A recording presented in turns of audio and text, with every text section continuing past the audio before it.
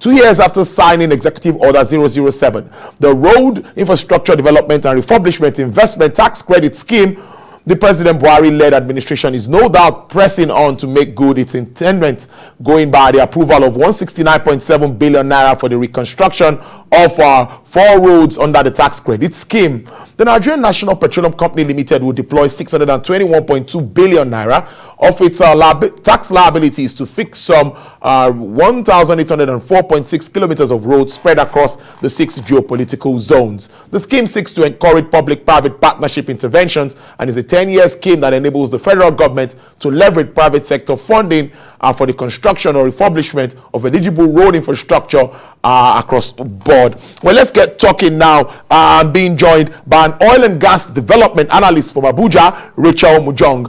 Rachel, thank you for your time. It's good to have you on the show.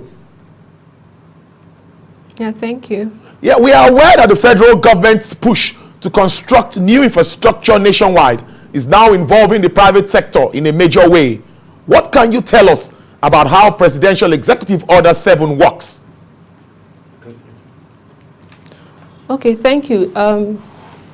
So the roads in Nigeria, we know, has been very bad over the years, and it affected the mobility of persons, of goods and services, and generally the transportation system of within the country. So the idea behind the project is to provide better roads for easy mobility of goods and then the citizens of the country.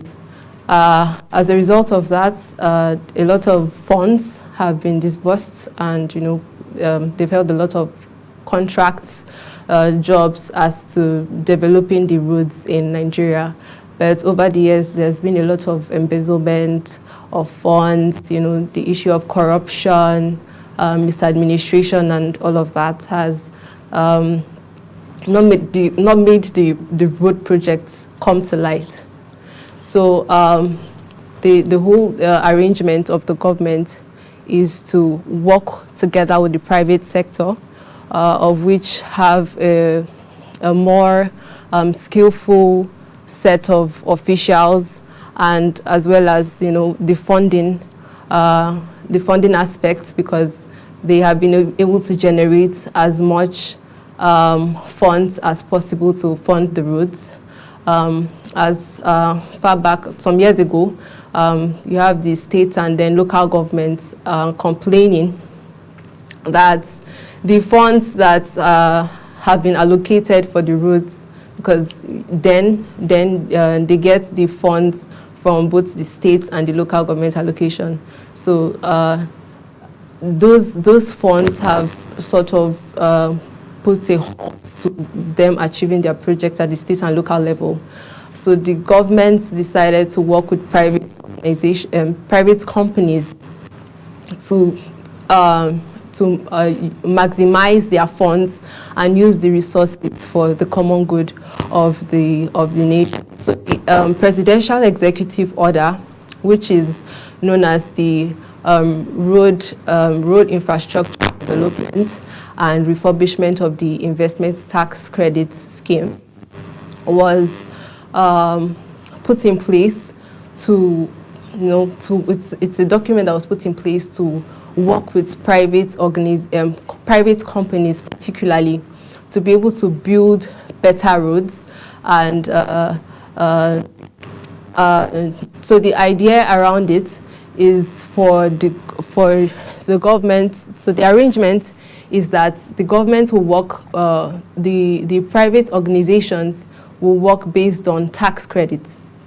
So when they have from their taxes, right, the money from their taxes, is what they would use to work on road projects, and then from there they later get paid by the government. So the agreement is based on there's a tax relief, right? There's a tax relief between where the government makes provision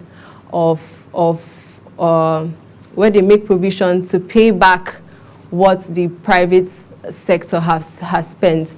So if, for instance, out of the tax of, let's say NNPC, for instance, if out of the tax they decide to give about 100 billion to construct a number of roads, so there will be a spread of payment over the years where the government will provide over, like, let's say 10 years. So every year the government will provide 1 billion naira as tax, as a tax relief. Okay, So Rachel, let me take... is to...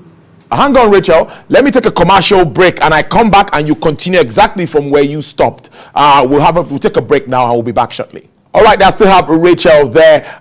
Rachel, go ahead. You were given an instance of an NNPC and talking about tax and all of that. Go ahead, please. Yes. So the general idea is that from the tax, from the taxes which they provide, over the years they use it to develop the roads, right? To reconstruct the roads, and then so it's a form of expanding investments and building the roads in Nigeria. All right, brilliant stuff. Now, but the NNPC is now investing heavily in federal road infrastructure under Executive Order 7. Why is the NNPC getting involved? Can you hear me, Rachel? Why is the NNPC getting involved, and what exactly are they doing within the initiative?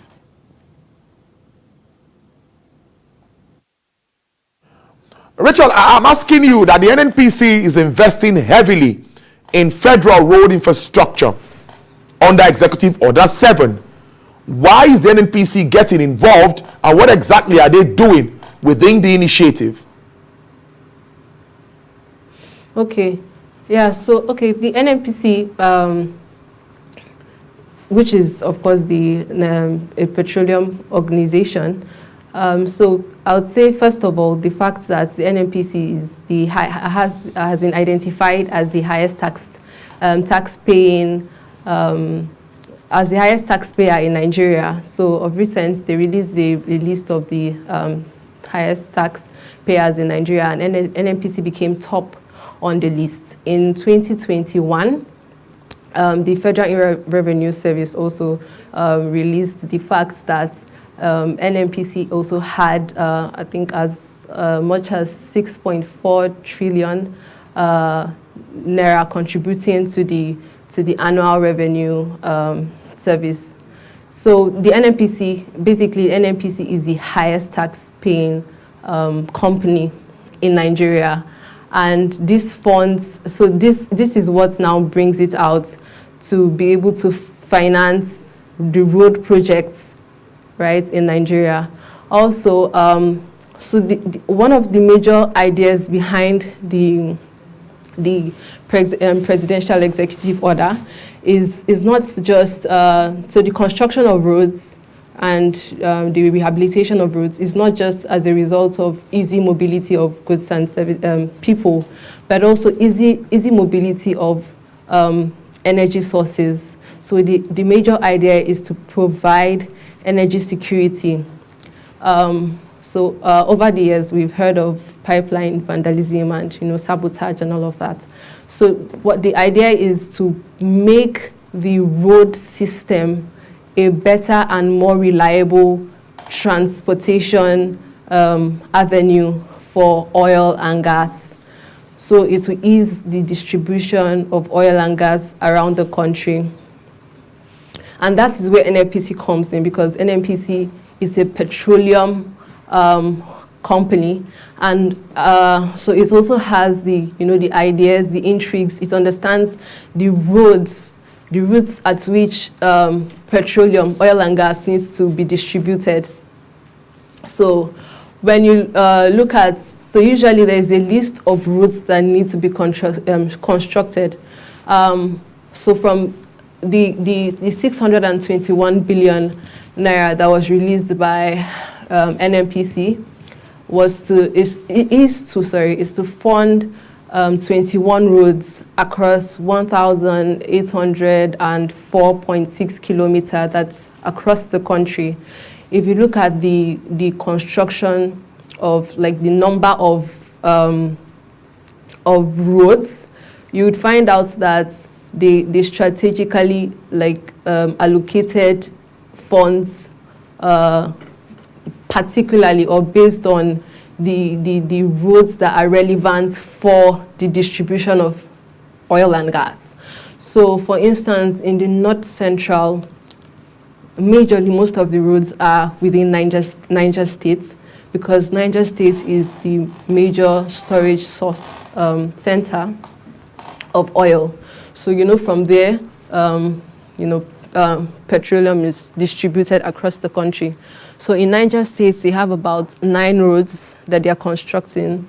There's the Bida-Amina Road, there's the Bida-Amina Road, then there's the Bida, there's also the Kaduna border, the Kaduna State border in Niger State too as well. There is also the road linking Kwara and Niger State. That's the Jepa and Mosque Road. I can't really place the names of those ones. Yeah, but in the northeast, right, they have roads in Adamawa, in Taraba, and in Borno State, where they are working currently on. So in Adamawa, you have the Chom and the road between Chom and Numan, right, which is linking Yola and Gombe State.